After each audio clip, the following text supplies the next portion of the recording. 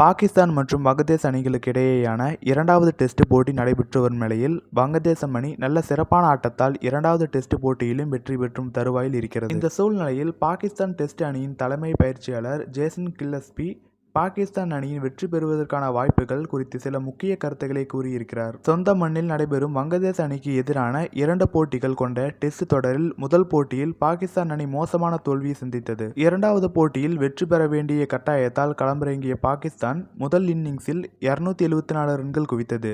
அதற்கு பிறகு களமிறங்கிய வங்கதேசம் அணி தனது முதல் இன்னிங்ஸில் 262 ரன்களும் ஆட்டமிழக்க அதற்கு பின்னர் பாகிஸ்தான் 172 ரன்கள் மட்டுமே குவித்தது. அதற்கு பிறகு 184 ரன்கள் வெற்றி இலக்கோடு களமிறங்கி விளையாடி வரும் வங்கதேசம் அணி தற்போது வரை விக்கெட் இழப்பின்றி 42 ரன்கள் குவித்துள்ளது. இன்னும் ஒரு நாள் ஆட்டம் மீதம் இருக்கும் நிலையில் வங்கதேசம் 143 ரன்கள் குவித்தால் இரண்டாவது போட்டியில் வெற்றி பெற்றுவிடும். எனவே பாகிஸ்தான் அணியின் தலைமை பயிற்சியாளர் கில்லஸ்பி இது குறித்து சில முக்கிய கருத்துக்களை கூறியிருக்கிறார். இது குறித்து அவர் விரிவாக கூறும்போது, சூழ்நிலைகளின்படி தற்போது வங்கதேசம் அணிக்கு சாதகமாக இருப்பது போல தெரியலாம். அதற்காக நாங்கள் வெக்கப்பட மாட்டோம்.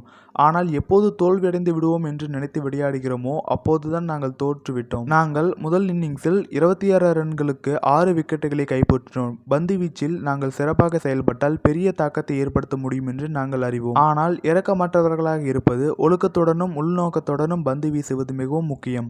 எங்கள் திட்டத்தில் இருந்து நாங்கள் விலகி சென்றோம். நான் பந்து வீச்சாளர்களுக்கு சவால் விடுத்துள்ளேன். ஒவ்வொரு முறையும் நீங்கள் டெஸ்ட் கிரிக்கெட்டில் இருக்கிறீர்கள் என்பதை உறுதி செய்ய வேண்டும். ஏனென்றால் சிறு கவனமின்மையும் போட்டியை உங்களிடமிருந்து விலக்கிவிடும். எனவே கடைசி நாளில் எங்களால் முடிந்தால் அனைத்தையும் சிறப்பாக செய்ய முயற்சிப்போம் என்று கூறியிருக்கிறார். மேலும் இதுபோன்ற விளையாட்டு செய்திகளை தொடர்ந்து பெற நமது சேனலை சப்ஸ்கிரைப் செய்யவும்.